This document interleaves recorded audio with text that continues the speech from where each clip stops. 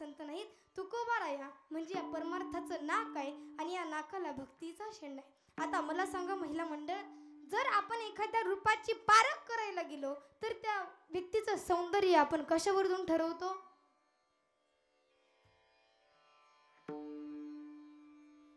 कशावरून ठरवतो पुरुष वर्ग? त्या व्यक्तीच्या नाकावरून आपण त्याचं सौंदर्य ठरवत असतो। ज्याचं नाक सुंदर तो दिसायला, हा असं बोला कमीत कमी, ज्याचं नाक सुंदर तो दिसायला नाक नाही म्हणून वाया गेली, वाया गेली नाक नाही म्हणून वाया गेली, नाक नाही म्हणून वाया गेली। काय करावी ती बत्तीस लक्षणे, काय करावी ती बत्तीस लक्षणे, काय करावी ती बत्तीस लक्षणे, काय करावी ती बत्तीस लक्षणे। नाक नाही म्हणून वाया गेले, नाक नाही म्हणून वाया नाक नाही म्हणून वाया गेली, नाक नाही म्हणून वाया गेली।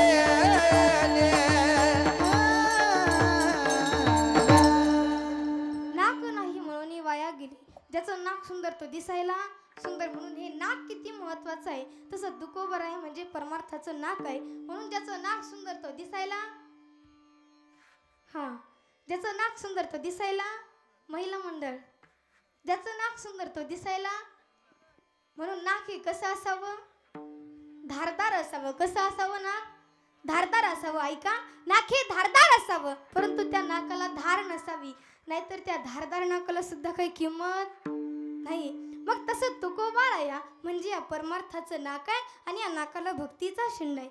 तुकोबारायांचं वर्णन करणं म्हणजे आपल्यासारख्याचं काम नाही। तुकोबाराया म्हणजे फार मोठे आहेत। किती मोठे आहेत? अनुरेणू या थोकडा तुका आकाशा एवढा, आणि हे आभाळा एवढे तुकोबाराय यांनी बघितलं, नजर टाकली आपल्यावरती, बघितलं अरे किती पळतात ही लोक, आणि पळत असताना कुठेतरी यांना अविश्वासाची ठेच लागते। पुन्हा जे 10-20 पावलं पुढे पळायचं तर ते मागं पळतात आणि मग कुठेतरी ग्रीप घ्यावा, गती मिळावी म्हणून प्रयत्न करतात, परंतु आयुष्याचा शेवट कधी येतो कळत नाही। कसं सांगावं या लोकांना? काय केल्याने समजेल, परंतु या समाजाला सवय आहे प्रत्येक जीव त्या ठिकाणी जन्माला आल्याच्या नंतर कुणाकडे तरी पाहून जीवन जगण्याचा प्रयत्न करत असतो। बघा, प्रत्येकाची ही सवय आहे किंवा प्रत्येकाचा हा स्वभाव आहे।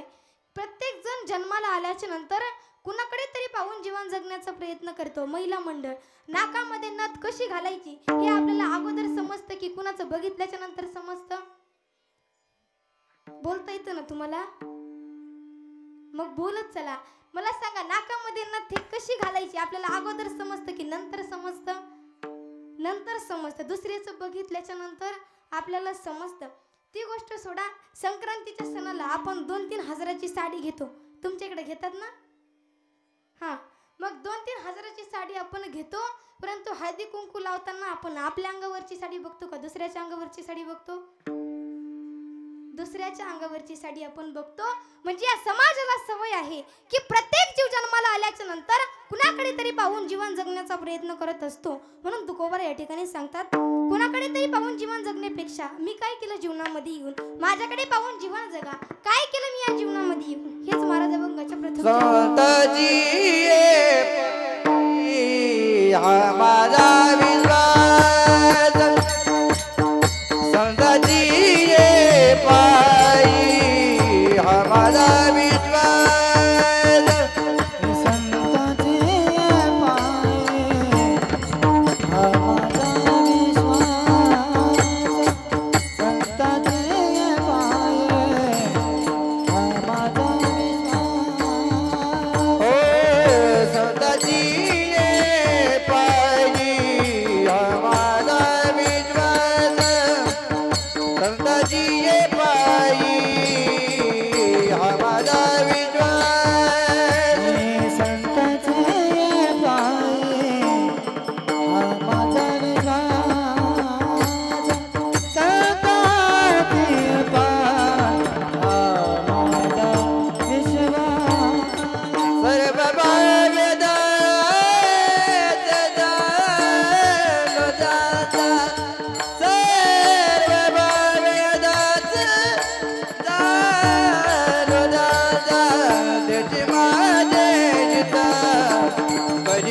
काळ येते माझे गीत गणित काळ येते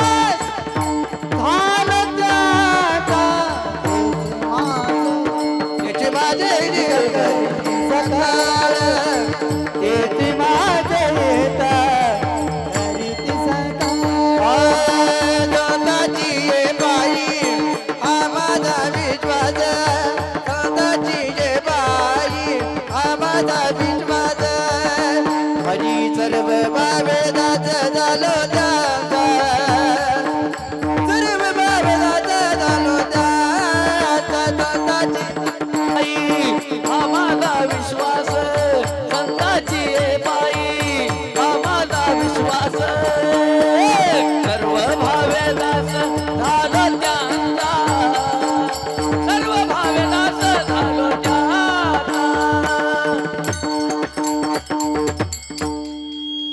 संताची पायी हा माझा विश्वास सर्व भावे दास झालो त्यांचा. बघा संतांनी काय केलं, तुकोबरांनी काय केलं, विश्वास ठेवला कुणावरती? संतांच्या चरणावरती. संताची पायी हा माझा विश्वास, संतांच्या चरणावरती तुकोबरांनी विश्वास ठेवला. आता मला सांगा, विश्वास विश्वास विश्वास म्हणजे नेमकं काय? विश्वास नावाची माणसं देखील असतात, परंतु त्यांचाच विश्वास हा हरवलेला असतो. मग विश्वास नेमकं म्हणायचं कशाला? विश्वास हा शब्द किती अक्षराचा आहे? किती अक्षराचा आहे? 3 3.5 अक्षराचा हा शब्द आहे. आणि आपलाच नरदेह आपल्या हाताने मोजा. किती हाताचा नरदेह आहे? 3.5 हाताचा हा नरदेह. या 3.5 हाताचं संबंध आयुष्य या 3.5 अक्षरावरती अवलंबून आहे. मग विश्वास नेमकं म्हणायचं कशाला बघा सांगून जाईल.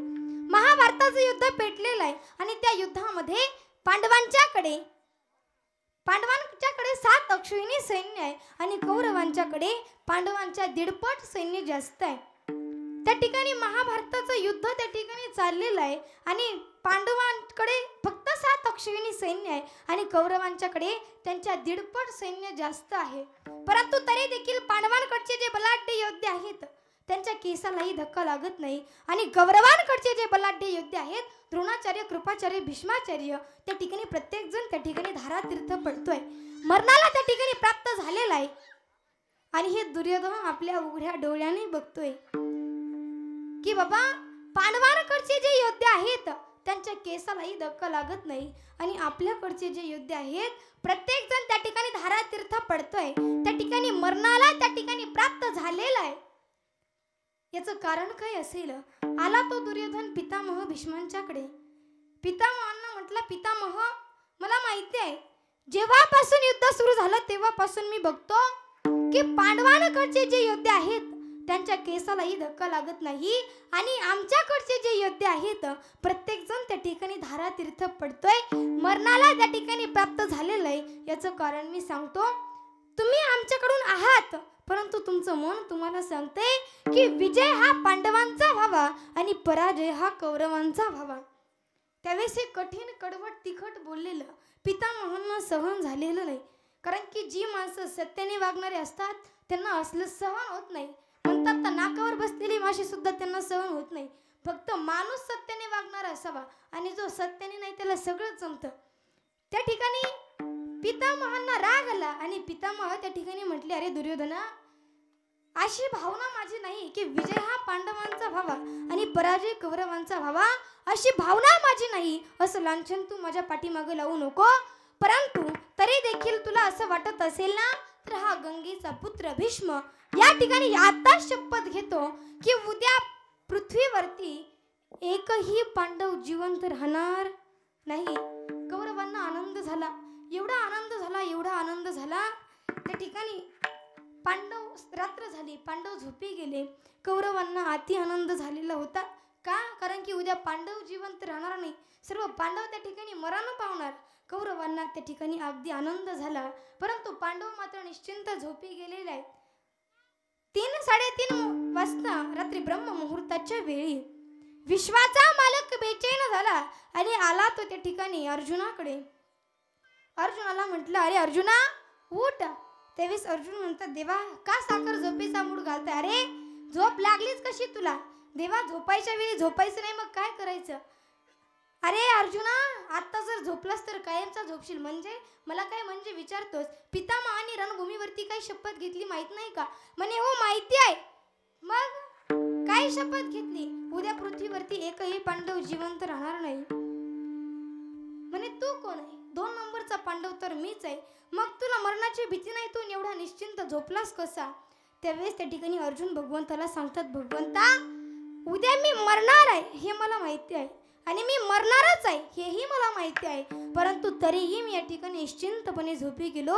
याचं कारण सांगतो, मला जिवंत ठेवणारा जागा आहे, मला जागा राहण्याची गरज नाही. याला म्हणतात विश्वास. हाच विश्वास, असाच विश्वास, एवढाच विश्वास संतांच्या चरणावरती ठेवा. विठ्ठल विठ्ठल.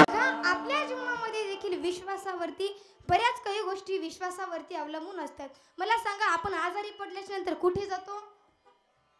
हॉस्पिटलला जातो, बरोबर की नाही? हां, हॉस्पिटलला गेल्याच्या नंतर आपण डॉक्टरांना पैसे देतो, डॉक्टर आपल्याला गोळ्या औषधं देतात, परंतु त्याच्या पाठीमागे देखील आपला विश्वास असतो की डॉक्टर आपल्याला बरं होण्याचंच औषध देतील. किंवा आपण आपली मुलगी दुसऱ्याच्या घरामध्ये लग्न करून पाठवतो, त्यावेळेस हुंडा मागितला, हुंडा देतो आपण, मागेल ती वस्तू देतो, मागेल तेवढा खर्च आपण करायला तयार असतो, परंतु त्याच्या पाठीमागे आपला विश्वास असतो की आपल्या मुलीला ती लोक सुखामध्ये सांभाळतील. किंवा दुसऱ्याची मुलगी आपण आपल्या घरामध्ये सून म्हणून करून आणतो. हुंडा कमी करा म्हटल्याच्या नंतर कमी करतो आपण, किंवा फुकटच पोरी करून आणतो. आजकाल फुकटही मुली भेटत नाही, हा भाग वेगळा राहिला, परंतु जर हुंडा कमी करा म्हटल्याच्या नंतर आपण हुंडा त्या ठिकाणी कमी करतो. का? कारण की त्याच्या पाठीमागे आपला विश्वास असतो की ती मुलगी आपल्याला आयुष्यभर सुखामध्ये सांभाळेल. या विश्वासावरती आपण अवलंबून बसतो महिला मंडळ, आणि याच विश्वासाला त्या ठिकाणी तडकन तडा जातो. आणि मग ही म्हातारी माणसं महाराज नीट हरिपाठ गाठतात, कीर्तनं गाठतात, आणि विश्वासाला तडाच गेला पाहिजे, त्याशिवाय यांना हरिपाठन कीर्तन दिसतच नाही. विश्वासाला तडा किंवा जातो, घरातल्या म्हातारीची ताकद कमी झाल्याच्या नंतर विश्वासाला तडा जातो. मग म्हातारी माणसं कीर्तनामध्ये येऊन बसतात. बघा, असंच एका ठिकाणी कीर्तनाला गेले आणि एक म्हातारी आजी होत्या माझ्यासमोर येऊन बसल्या. त्यांनी एवढं तोंड बारीक केलं होतं. मी विचारलं, आजी काय झालं तुम्हाला? त्यावेळेस आता आजीला काय झालं म्हणेपर्यंत म्हातारीने जीच रडायला सुरुवात केली, एवढ्या मोठ्याने रडायला लागली. मी म्हटलं, आजी नेमकं झालं काय? अहो ताई विचारच नका. मी म्हटलं, आजी नेमकं झालं काय? आता माझ्याशिवाय म्हातारीला दुसरं कोणी विचारलं नव्हतं, तरी म्हातारी म्हणते ताई विचारूच नका. मी म्हटलं, आजी म्हाताऱ्याचा काही त्रास आहे का? नाही म्हणे ताई, माझा म्हातारा खूप चांगला आहे, फार जीव लावतो मला. मग मुलगा काही त्रास देतो का? नाही, मुलगा तर सोन्याहून पिवळा आहे. मग नातवंड काही त्रास देतात का? नाही, नातवंड तर गुलाबाच्या फुलासारखीच आहेत. मग मी म्हटलं, नेमकं रडताय का? नेमकं झालंय काय तुम्हाला? अहो ताई ती नाही का किरसुनी. मी म्हटलं, कोण, शेजारीन का? नाही म्हणे, शेजारीन तर फार चांगली, जीवाची जीवलग मैत्रीणच आहे माझी. मग मी म्हटलं, कोण हो आजी? तेवेळेस ती म्हणते, अहो ताई ती नाही का आमच्या घरातली किरसुनी. म्हटलं, कोण, सुनबाई का? म्हणे हो. म्हटलं, काय झालं आजी? अहो ताई काही सांगावं, पातळ पाण्याचा चहा मला, दात घासायला ब्रश नाही, मंजन नाही, कपड्याला साबण नाही, आंघोळीला साबण नाही, 15 दिवस झाला आंघोळच केली नाही. हे का माझ्या पदराचा वास घेऊन बघा. मी तर 2 फूट मागं सरकली. म्हटलं, मला काही वास देऊ नका, पण तुमची सून तुम्हाला जरा जास्तच त्रास देते का? अहो ताई काय सांगावं, पातळ पाण्याचा चहा मला, दात घासायला ब्रश नाही, अंगाला साबण नाही, कपड्याला साबण नाही. म्हटलं, आजी सून एवढा त्रास देते, सून जवळच्या नात्यातली का लांबच्या नात्यातली? अहो ताई सख्या भावाची, सख्या भावाची. म्हटलं, सख्या भावाची? काय सांगावं ताई तुम्हाला? म्हणजे मला सांगायचं काय, या विश्वासावरती आपण अवलंबून बसतो की आपली सून आपल्याला सुखामध्ये सांभाळेल, परंतु याच विश्वासाला त्या ठिकाणी तडा जातो. म्हणून असं जर वाटत असेल विश्वासाला तडा जाऊ नये, असं जर वाटत असेल तर तारुण्यामध्ये हरिपाठाला येऊन बसा. नाही हरिपाठाला येता आला, घरातली घरात हरिपाठ करा. नाही घरात हरिपाठ करता आला, आपल्या मुलीला चांगले संस्कार लावा, सुनेला चांगले संस्कार लावा, मुलाला चांगले संस्कार लावा, जेणेकरून कुणाच्याच विश्वासाला तडा जाणार नाही. विठ्ठल विठ्ठल. संस्कार कसे असावे? संस्कार केले कयादू मातेने. भक्त प्रल्हाद गर्भात असताना त्यांच्यावरती संस्कार केले नामस्मरणाचे, तेव्हा भक्त प्रल्हाद निर्माण झाला. मासाहेब जिजामातेने छत्रपती शिवाजी महाराजांवरती केले, संस्कार केले. एवढे सुंदर संस्कार केले म्हणून या ठिकाणी आपल्याला आज स्वराज्य बघायला मिळतंय. ही पुण्य जर कुणाची असेल तर ती फक्त मासाहेब जिजामातेंची आहे. धन्य धन्य थोराई शिवरायांची जिजाई, धन्य धन्य थोराई शिवरायांची जिजाई. आज पूजित महाराष्ट्र सारा, दुसऱ्या मानाचा जिजाईला, मानाचा जिजाईला. मुद्रा मानाचा जिजाईला, मुद्रा मानाचा जिजाईला. धन्य धन्य थोराई शिवरायांची जिजाई, धन्य धन्य थोराई शिवरायांची जिजाई. आज पूजित महाराष्ट्र सारा, दुसऱ्या मानाचा जिजाईला, मुद्रा मानाचा जिजाईला, मुद्रा मानाचा जिजाईला. टप टप झाले घोडा माझ्या शिवरायाचा, भरत मावळे झाले आता झाले आज गोळा. दिलं वचन साईबा, दिलं वचन साईबा, वचन पूर्ण बाई माझा ग शिवराजा ग, बसला घोड्यावरी शिवराजा ग, बसला घोड्यावरी शिवराजा ग, बसला घोड्यावरी. शुभराजा ग बसला घोड्यावरी, शुभराजा ग बसला घोड्यावरी. मासाहेब जिजामातेने छत्रपती शिवाजी महाराजांवरती ते केले संस्कार. म्हणून संस्कार हे चांगले असावे. आपल्या मुलांवरती मुलींवरती चांगले संस्कार करा की जेणेकरून कुणाच्याच विश्वासाला तडा जाणार नाही. विठाला म्हणून जीवनामध्ये आल्याच्या नंतर काय करावं? संतांच्या चरणावरती विश्वास ठेवावा, संतांच्या पायी विश्वास ठेवावा. कुणी ठेवला?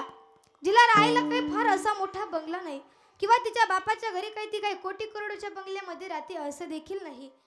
शेजारी पाजारी विद्वान आहेत, पंडित आहेत, ब्राह्मण आहेत असं देखील नाही. किंवा विष्णू सहस्रनाम गाथा ज्ञानेश्वरी मुखोद्गत नाही असंही नाही. वेदामध्ये काय आहे, विष्णू सहस्रनामामध्ये काय आहे याची कल्पना देखील तिला नाही. परंतु मनाने थोडी निर्मळ होती. किती निर्मळ होती मनाने? जैसी गंगा वाहे तैसे जाचे मन, भगवंत जाना तया जवळी, भगवंत जान ज्याचे जवळी देवा, भक्ती भाव उभा ज्याचे जवळी देवा, भक्ती भाव उभा, स्वानंदाचा गाभा तया दिसे, तया दिसे. जैसी गंगा वाहे तैसे जाचे मन, भगवंत जाना तया जवळी, भगवंत जाना. मनाने थोडी निर्मळ होती. किती निर्मळ होती मनाने? अगदी गंगेच्या पाण्यासारखी. वयामध्ये आली, लग्नाची चर्चा चालू झाली आणि लग्न त्या ठिकाणी ठरवलं. आता दुसऱ्या दिवशी लग्न आहे. आदल्या दिवशी तिने आपल्या वडिलांना प्रश्न केला. आपल्या दारामध्ये त्या ठिकाणी बोकडांची दावणं बांधलेलं आहे, मद्याचे डेरे त्या ठिकाणी भरून ठेवलेले आहेत. आपल्या वडिलांना प्रश्न केला, बाबा या ठिकाणी ही बोकडं का बांधली आहेत? त्यावेळेस तिचे वडील सांगतात, अरे बाळा उद्या तुझं लग्न आहे. हो बाबा उद्या माझं लग्न आहे, परंतु माझ्या लग्नाचा आणि या बोकडांचा काही संबंध? अरे बाळा उद्या तुझं लग्न आहे आणि तुझ्या लग्नामध्ये या बोकडांचं, आपल्या नातेवाईकांना या बोकडांचं मांस आपल्याला खाऊ घालावं लागणार आहे. तिने विचार केला की माझ्यामुळे जर या ठिकाणी एवढ्या बकऱ्यांचा बळी जात असेल तर मी लग्न न केलेलं काही वाईट आहे. त्या ठिकाणी विचार केला, कारण की मनाने निर्मळ होती. आणि रात्री सर्वांना झोपून दिलं आणि सोडलं ना महाराज घर. तिने कुठे गेली? कुठे दुसऱ्या गावामध्ये नाही गेली, जंगलामध्ये गेली आणि झाडावरती लपून बसली. पुन्हा मनामध्ये विचार आला, अरे माझे वडील सर्वांना नातेवाईकांना घेऊन येतील, झाडाचं पान ना पान त्या ठिकाणी मला शोधून काढतील. म्हणून खाली उतरली आणि मेलेल्या उंटाच्या पोटामध्ये त्या ठिकाणी दडून बसली. सर्व नातेवाईक आले, पाहून गेले. तिला कळालं, बाहेर आली आणि धाव घेतली. तिने संतांच्या आश्रमाकडे, संतांच्या झोपडीकडे गेली. परंतु पुन्हा मनामध्ये विचार आला, अरे संत आपल्याला जवळ करतील की नाही, कारण की आपण अगोदरच हलक्या जातीमध्ये जन्माला आलो, शूद्र जातीमध्ये आपला जन्म झाला आणि संत आपल्याला जवळ करतील की नाही याची चिंता तिला वाटू लागली. काय करावं त्या ठिकाणी विचार करू लागली. परंतु चोरून त्या ठिकाणी संतांची सेवा करायची, आपल्या हाताने त्या ठिकाणी रोड झाडायची, आपल्या हाताने त्या ठिकाणी वाट झाडून काढायची. आणि एक दिवस संतांनी विचार केला, अरे माझी एवढी सेवा कोण करते. संतांनी तिला पकडलं. फार घाबरली, एवढी घाबरली. परंतु त्या ठिकाणी बोलली, माफ करा, चुकी झाली, तुमची चोरून सेवा केली, परंतु सेवा करावी एवढाच उद्देश, त्याच्या पाठीमागे दुसरा कुठलाही माझा स्वार्थ नव्हता. तिच्या निर्मळ मनाची चाचणी झाली आणि संतांनी सांगितलं, अधूनमधून झोपडीवरती येत जा, आश्रमावरती येत जा. आणि आश्रमावरती जाऊ लागली, प्रवचन ऐकू लागली, कीर्तन ऐकू लागली आणि त्या ठिकाणी तिला ज्ञान प्राप्त झालं. एक दिवस संत तिच्याकडे आले आणि म्हटले, अगं शबरी, तू एवढी भाग्यवान आहेस, एवढी भाग्यवान आहेस.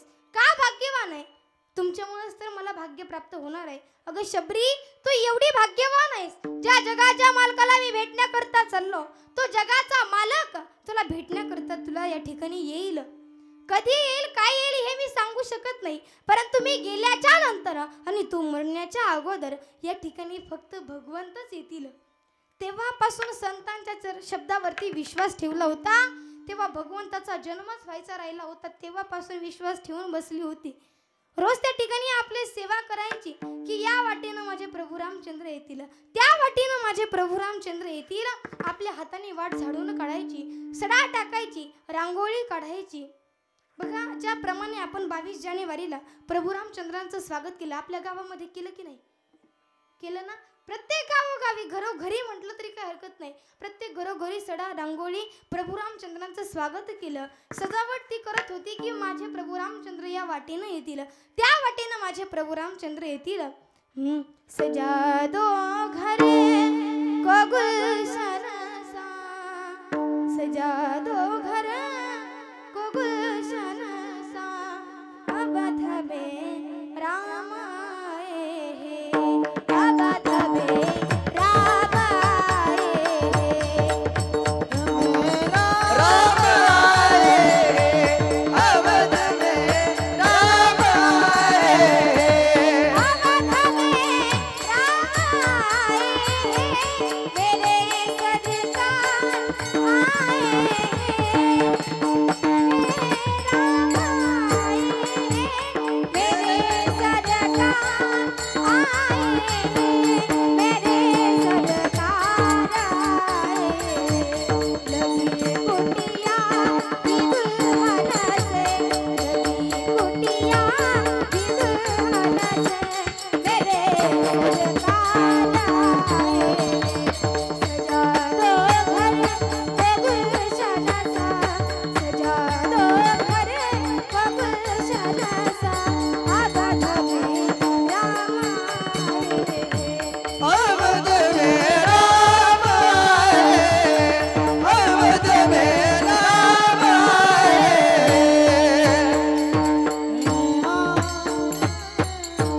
सुंदर त्या ठिकाणी सजावट करायची, या वाटेनं माझे प्रभू रामचंद्र येतील. फुलांचा सडा टाकायची. ज्याप्रमाणे आपण सुंदर स्वागत प्रभू रामचंद्रांचं केलं 22 जानेवारीला, त्याप्रमाणे त्या काळामध्ये शबरी मातेने अगोदर केलं. मेरी झोपड़ी के बागान खुल जाएंगे, राम आएंगे, राम आएंगे तो अंगना सजाऊंगी, दीप जला के दिवाली में मनाऊंगी, मेरे झोपड़ी के बागान खुल जाएंगे, राम आएंगे, राम आएंगे, आएंगे राम आएंगे, राम आएंगे, आएंगे राम आएंगे, मेरे झोपड़ी के बागान खुल जाएंगे, राम आएंगे।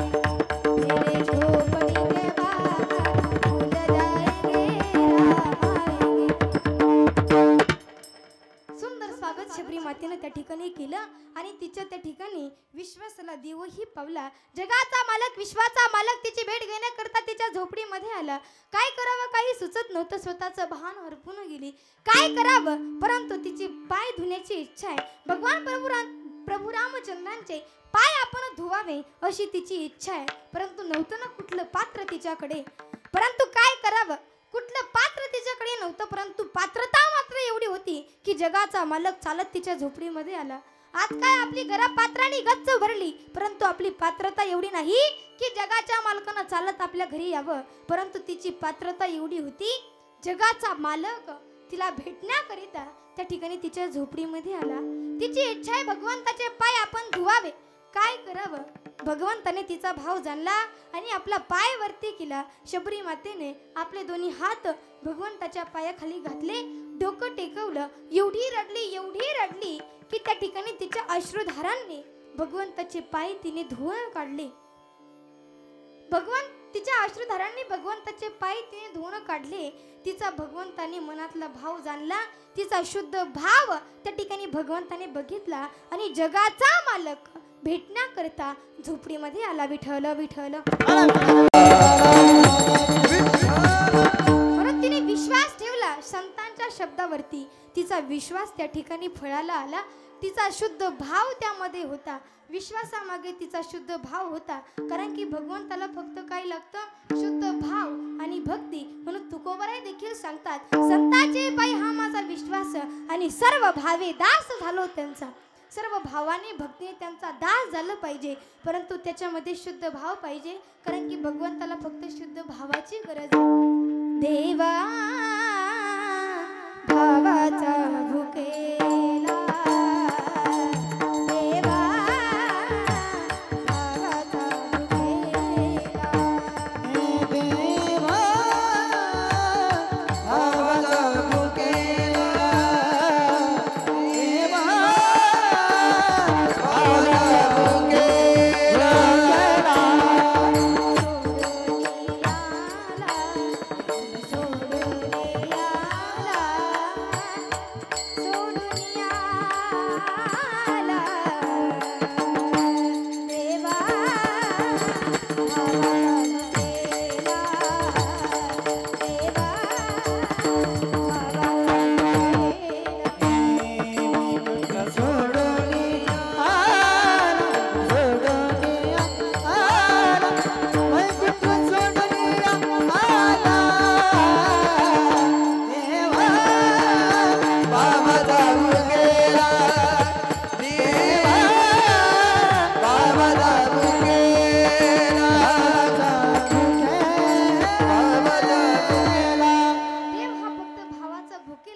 भावाचा भुकेला. वैकुंठ सोडून आला. भगवंताला फक्त शुद्ध भाव लागतो. म्हणून शुद्ध भावाने भक्तीने आपण त्या भगवंताचा दास झालं पाहिजे. आता तुम्ही म्हणाल ताई आम्ही भक्ती करतो, परंतु आपली भक्ती कशी? आपली भक्ती वार बदलला की आपली भक्ती बदलते. वार बदलला की आपला देव बदलतो. सोमवार आले की आपण लगेच कोणाची भक्ती करतो? भगवान शंकराची भक्ती करतो. खुद को करूंगा मैं खुद को समर्पण, मैं तेरा आंसू हूँ तू मेरा दर्पण, तेरे ही होने से मेरी जान जिंदगी सजी है, लगे मेरे तेरे संग लगे मेरे शंकरा, लगे मेरे तेरे संग लगे मेरे शंकरा, लगे मेरे तेरे संग लगे मेरे शंकरा, लगे मेरे तेरे वार बदलला की आपली भक्ती बदलते. सोमवार गेला की भगवान शंकरही गेला. आला मंगळवार. मंगळवारी आपण कोणाची भक्ती करतो? मंगळवारी भक्ताद्वारी देव देव तुझा केला, भक्त भोळा घालून माळा सुखात ठेव गयाला. पुढचं तुम्ही म्हणा. मंगळवार गेला की देवी गेली. पुन्हा आला बुधवार. बुधवारी लगेच आपण कोणाची भक्ती करतो? पांडुरंगाची भक्ती करतो. विठ्ठल माझा माझा माझा माझा माझा विठ्ठल माझा मी विठ्ठलाचा. बुधवार गेला की पांडुरंग गेला. लगेच आला गुरुवाराला. गुरुवारी कुणाची भक्ती करतो? दिगंबरा दिगंबरा श्रीपाद वल्लभ दिगंबरा. गुरुवार गेला की दिगंबर गेला, लगेच आला शुक्रवार. शुक्रवारी कोणाची भक्ती करतो? संतोषी मातेची भक्ती करतो. शुक्रवार गेला की संतोषी माता गेली. आला शनिवार. शनिवार कोणाची भक्ती करतो? हे दुःख भंजना मारुती नंदना, सुन लो मेरे पुकार, पवन सुत विनती बारंबार. शनिवार गेला की हनुमंतराय गेले. लगेच आला रविवार. रविवारी कोणाची भक्ती करतो? खंडोबाची कारभारी ना झाली वानुधंगरी. म्हणजे अशी आपली भक्ती, वार बदलला की आपली भक्ती बदलते. परंतु तशी भक्ती देवाला चालत नाही. एक तत्वाने एक निष्ठेने भक्ती करा, कारण की आपुला तो एक देव करून घ्यावा आणि तेने विना जीवा सुख नव्हे. म्हणून आपला एक देव केला पाहिजे.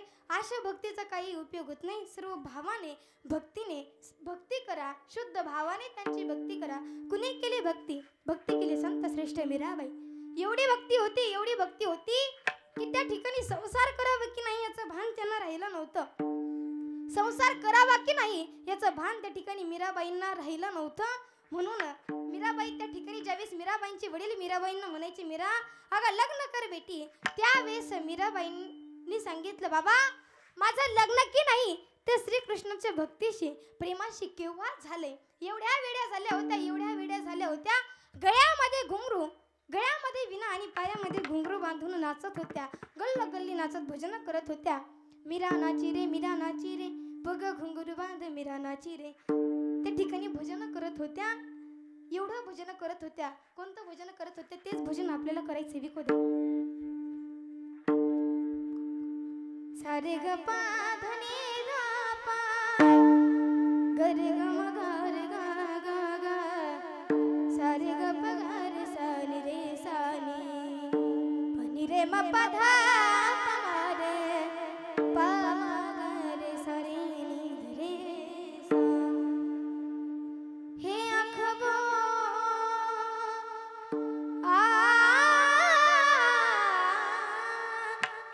हे अखबो जो शाम का दर्शन किया करे, हे शीश जो प्रभु चरण में वंदन किया करे,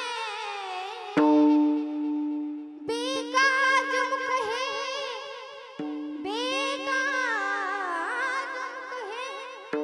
जो रे व्यर्थ बातों में मुख है जो भगवान का सुमिरन किया करे. हीरे मोती से नहीं शोभा है हाथ की, ए हाथ जो भगवान का पूजन किया करे. मर कर भी अमर नाम हो उस जीव का जुग में, प्रभु प्रेम में बलिदान जो जीवन किया करे. ऐसी लगी लगन मेरा हो गई मगन, हो गई मगन, हो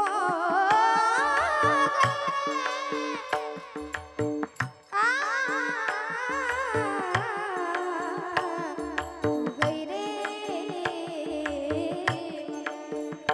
ऐसी लगी लगन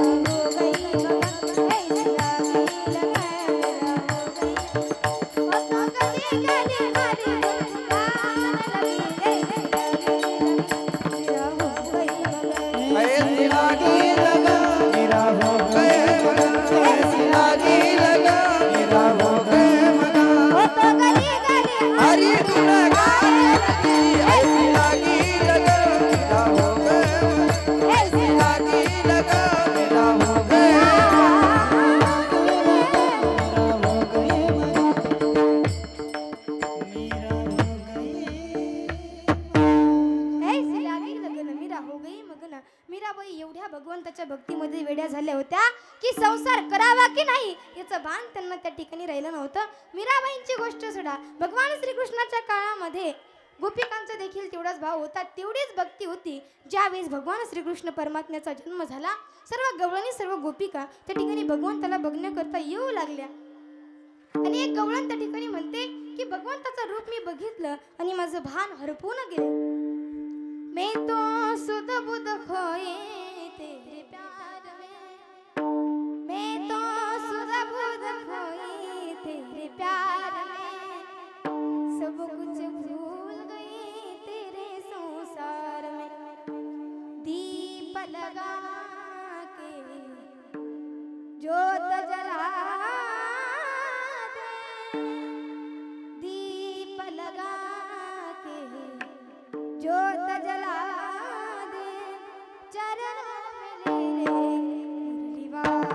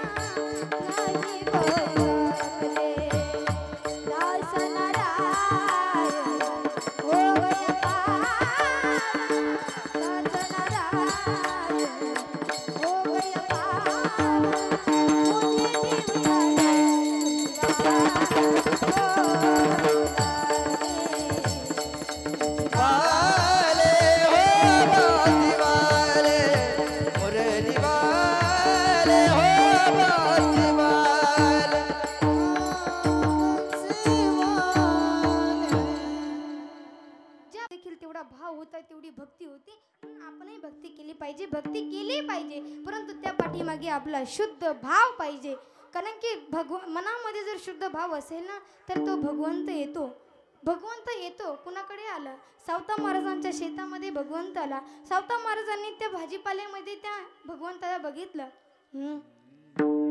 कांदा मुळा भाजी, कांदा मुळा भाजी, कांदा मुळा भाजी, कांदा मुळा भाजी, अबकी मिठाई माझी, अबकी मिठाई माझी, अबकी मिठाई माझी, अबकी मिठाई माझी, अबकी मिठाई माझी, अबकी मिठाई माझी, अबकी मिठाई माझी, अबकी मिठाई माझी. सावता महाराजांनी आपल्या हृदयामध्ये भगवंताला साठवलं, भगवंताला आपल्या हृदयामध्ये त्या ठिकाणी लपवून ठेवलं. परंतु भगवंत त्यांच्याकडे आले त्यामागे सावता महाराजांचा शुद्ध भाव होता. म्हणून तुकोबाराय सांगतात, संतांच्या चरणावरती विश्वास ठेवा आणि सर्व भावाने भक्तीने दास व्हा. तुम्ही म्हणाल ताई आम्ही संतांच्या चरणावरती विश्वास ठेवू, सर्व भावाने भक्तीने त्यांचा दासही हो, परंतु त्यामध्ये आमचा फायदा काय? कारण की फायदा असल्याशिवाय आजकाल आपण कुठलीही गोष्ट करत नाही. त्यामध्ये फायदा आहे. त्याची माझ्या हित करी ते सगळं जेणे हा गोपाळ कृपा करी. असो वारकरी संप्रदायाच्या नियमाप्रमाणे या ठिकाणी आपण वारकरी भजन घेऊ. महिला मंडळ हात वरती करा, फक्त महिला. माझ्या पाठीमागे भजन म्हणायचं म्हणताल ना तुम्ही? तुम्ही कोणीच म्हणायचं नाही, फक्त महिला म्हणताल का? म्हणताल ना? नामदेव जनाबाई, नामदेव जनाबाई, नामदेव जनाबाई, सोपन काका मुक्ताबाई,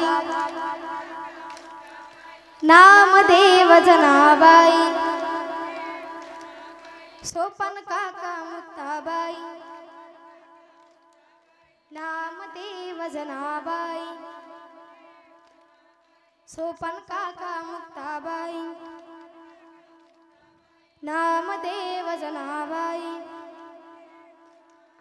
सोपन काका मुक्ताबाई, सोपन काका मुक्ताबाई. नामदेव जनाबाई, सोपन काका मुक्ताबाई, मागच्या बाया बोलत नाही. म्हणल्या 2-3 का होईना म्हणल्या बरं का. असं घ्या सर्वांनी आपले दोन्ही हात वरती. महिला मंडळ पुरुष वर्ग सर्वांनी हात वरती घ्या. मी जरी बघत नसते तरी समोरून गणपती बाप्पा बघतायत. पुन्हा काय झालं तर माझ्याकडे येऊन देणार नाही. आताच हात वरती घ्या. आजूबाजूला बसलेले सर्वांनी हात वरती घ्या. ज्यांना एक आहे त्यांनी एक घ्या, ज्यांना 2 आहेत त्यांनी 2 घ्या.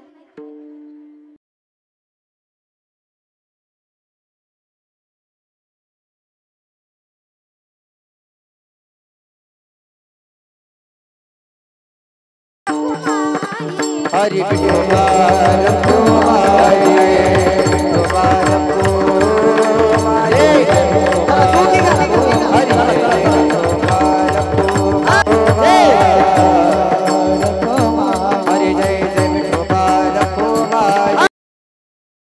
जय कुमार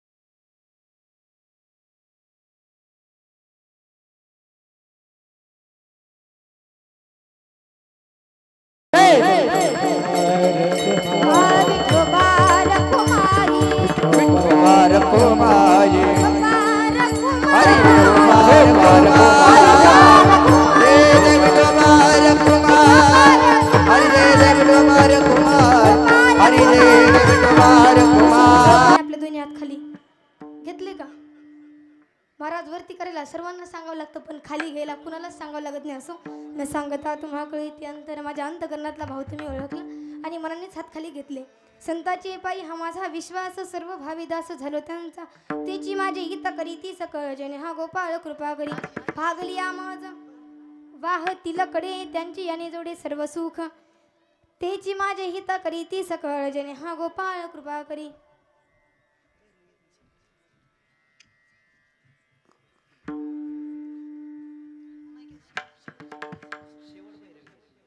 तुका म्हणे शेष सेविना आवडी वचन ना मोडी बोलिले जे विठ्ठल विठ्ठल.